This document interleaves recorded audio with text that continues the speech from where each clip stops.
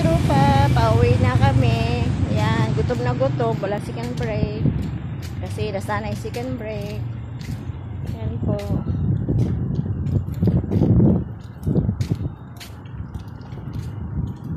Diba? Tuwing gabi na naglalakad, exercise. Exercise sa production, exercise pa sa pauwi. Lakad-lakad.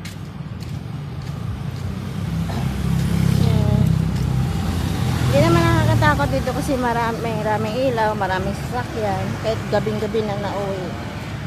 Kasi dati nakauwi akong gabing-gabi na, wala naman eh. Wala na ano. Makatropa. Yan. Ano po yan? Boysin. Mga pintura po yan. Dalawa po dito yung pabrika. Boysin, Sonic, at saka Supercan. Yung pagawaan ng lata yun. Ayun, nandun sa dulo siya.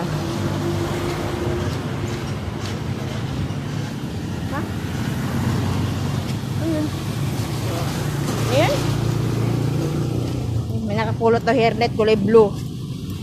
Diba di kung puti, pwede yun sa amin. Hindi pwede. Ayun po.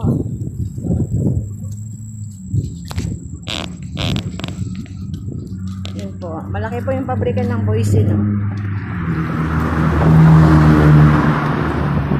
Mas malaki pa sa Sonic siya. Ang haba ng ano niya. Sa Sonic lang ito. Yung ano nila, parang warehouse. Yan po, warehouse ng Sonic. Ito lang, oh. Yan. Yan.